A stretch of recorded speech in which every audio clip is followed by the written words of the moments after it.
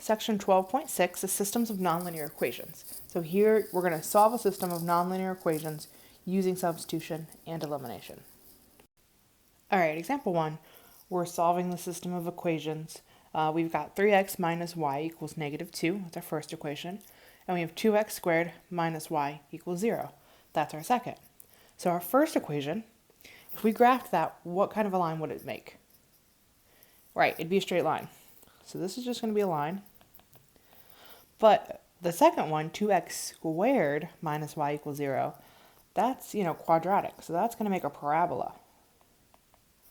Now, if we wanted to graph these, like in our graphing calculator, we would need to set them equal to y first. So if we look at the first one, 3x minus y equals negative 2. We want to get the y by itself. So minus 3x minus 3x. So negative y equals negative 2 minus 3x. Divide everything by negative 1. So y would be 2 plus 3x. So that would be our first equation if we graphed that. Our second equation, over here, 2x squared minus y equals 0. So solve this for y. I'm just going to add y to both sides. So y would be 2x squared. So we can see that this is what we would now type in our graphing calculator. So if we sketch this out, I'm going to sketch kind of what you would see in your graphing calculator.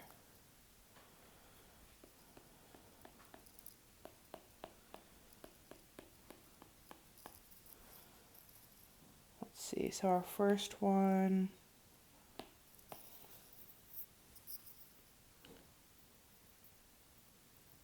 would be something similar to this. And then our parabola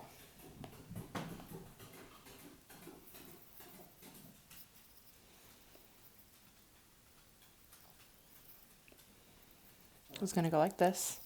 Mine is kind of way off. But in our graphing calculators, we would see where they cross. And that would actually be where, the solution in this case.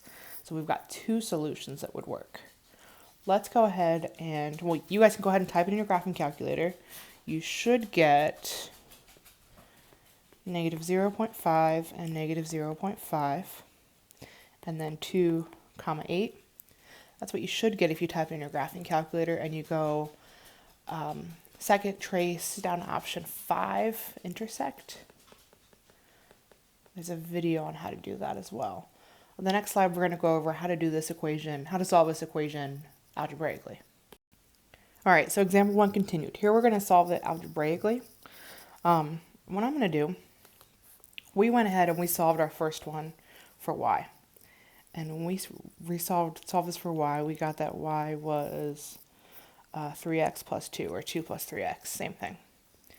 Notice how it's equal to y. We're going to take this piece right here, and we're plugging it in to this y right here in the second equation.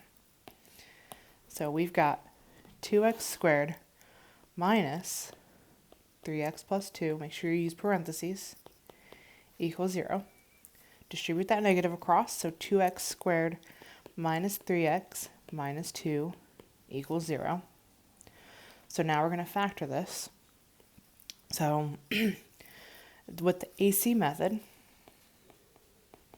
2 times negative 2 equals negative 4. What multiplies to give us negative 4, but adds to give us negative 3. All right, it should be negative 4 and 1. So we're going to rewrite our equation. So 2x squared minus 4x plus 1x minus 2. Cut it in half. What can we pull out of the first two? A 2 and an x. So we're left with, let's see, x squared minus 2. Or not x squared, just x. And let's see, the second one we can't pull anything out, so it's just a 1. And then we have x minus 2. So when we, remember, these are the same, so they become one binomial. And our leftovers become the other one. So then take each of these, solve for 0. So here x equals 2, and here, let's see, minus 1. So 2x equals negative 1 divided by 2. X equals negative 1/2, or negative 0.5. So we've got what x equals. Now we need to plug in both of these values to get y. So I'm going to plug them into my first equation up here. So we've got y equals 3 times 2 plus 2, which gives us 6 plus 2, which is 8. And then y equals 3 times negative 0.5 plus 2,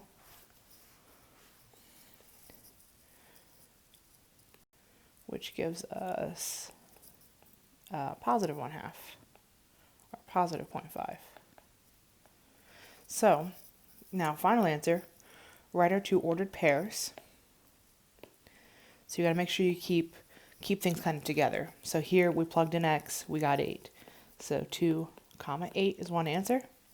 Over here we plugged in negative 0.5, we got positive 0.5. So negative 0.5, positive 0.5 is our second answer. Okay, example 2 is a little bit different. Here we've got two equations. One is x squared plus y squared equals 13. And then the other one is x squared minus y equals 7. So our second equation, we've got the x squared there. Our y is not squared. So this is actually going to be a parabola. We're used to this one. Our first one, though, both x squared and y are squared. So the first equation, this is actually going to be a circle. So we're going to solve this one algebraically, because it's hard to really graph circles in our calculator. We're going to do this algebraically using elimination. Because what happens if we subtract these two equations? X squared minus x squared, those cancel. So we've got no x's left. Now, our y's, we've got y squared minus y. Those are not like terms. So our new equation is y squared minus y. Because these two guys, these are not like terms. So we can't say, oh, y squared minus y, that's y. Nope, they're not like terms. We got to keep them separate.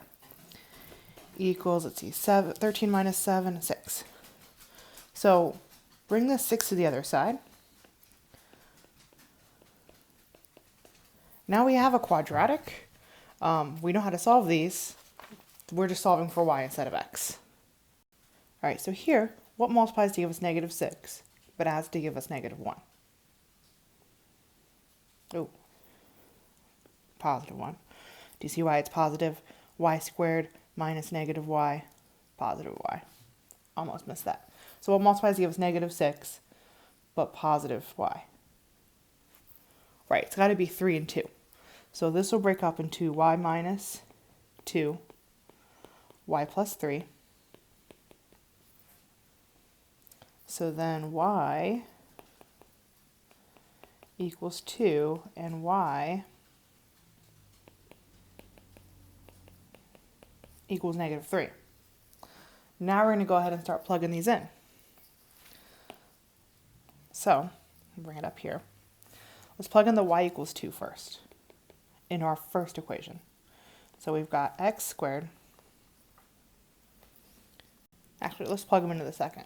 We've got x squared minus 2 equals 7.